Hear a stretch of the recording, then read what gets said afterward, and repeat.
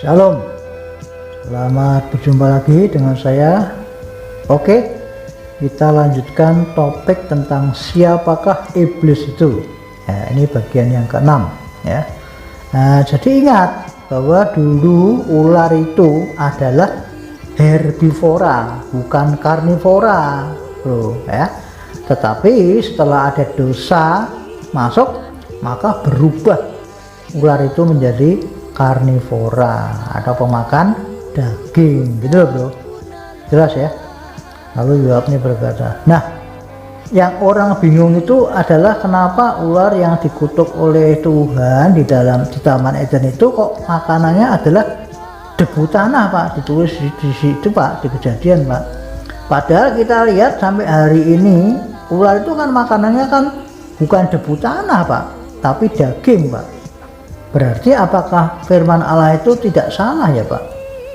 Saya jawab, loh, kan di atas kita sudah belajar bahwa yang kena kutukan Tuhan itu adalah si ular naga besar dan manusia atau Adam dan Hawa, bro ya.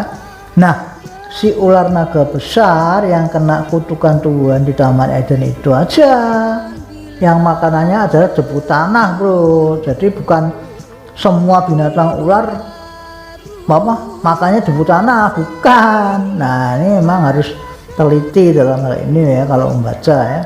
Ya jelas dikatakan hanya ular itu hanya mengutuk ini ya, si yang waktu itu menipu Hawa itu. Nah, itu saja yang kena kutukan dari Tuhan, bukan semua ular di seluruh dunia, gitu loh bro. Paham ya? Lalu dia berkata, oh gitu ya. Pantesan orang pada bingung mengenai hal itu, Pak. Ternyata ular yang makan debu tanah itu hanya ular yang kena kutukan Tuhan di Taman Eden pada waktu itu ya, Pak. Sedangkan ular-ular yang lain makanannya ya adalah daging ya, Pak, yang pada awalnya adalah pemakan tumbuhan hijau lalu berubah menjadi pemakan daging, gitu ya, Pak.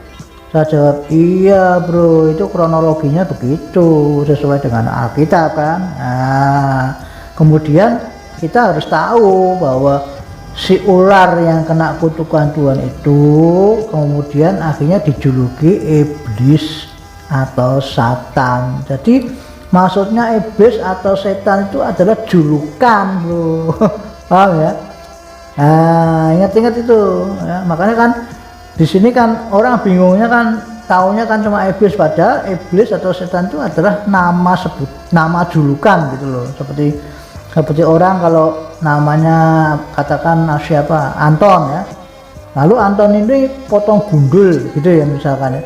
Nah, lalu orang menjuluki apa? Gundul-gundul, lama-lama itu menjadi sebuah nama baru bagi Anton, yaitu apa? Si Gundul gitu loh.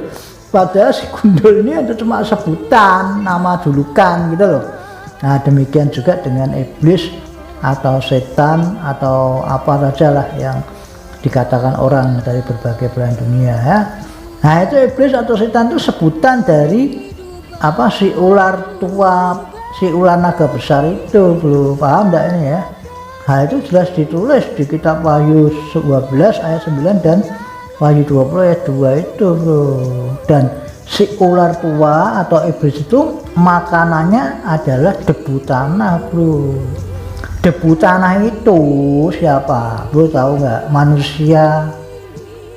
Nah, kok bisa? Iya, kenapa? Karena manusia itu diciptakan dari debu tanah. Ada bukti ayatnya, saya bisa kasih ya. Di mana?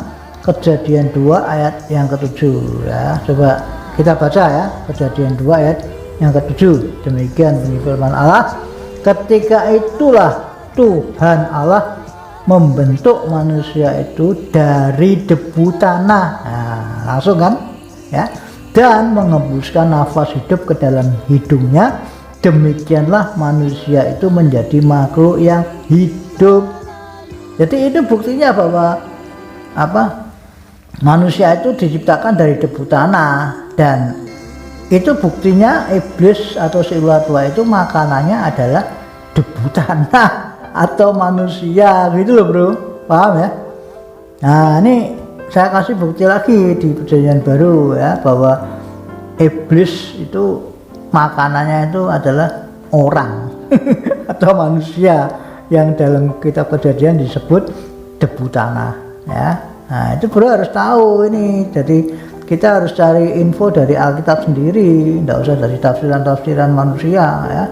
Ada di 1 Petrus 5 ayat yang ke-8 ya. Ini bukti bahwa iblis itu makanannya atau mangsanya itu adalah orang atau manusia, debu tanah kalau di Kejadian ya.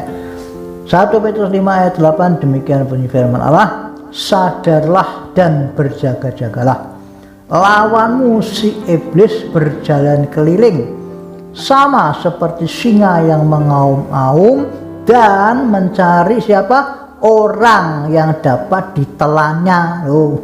Ya. Jadi perhatikan itu ya.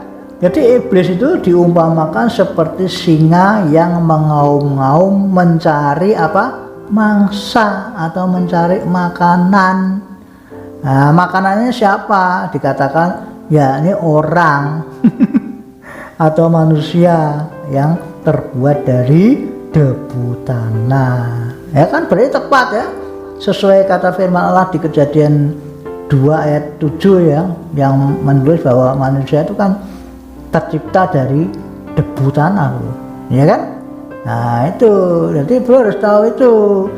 Dan tepat sesuai kata firman Allah di Kejadian 3 ayat 14 bahwa iblis itu adalah ular naga besar, makanannya adalah debu tanah karena dikutuk oleh Tuhan, yang awalnya makanannya adalah tanaman hijau, kan begitu kronologinya.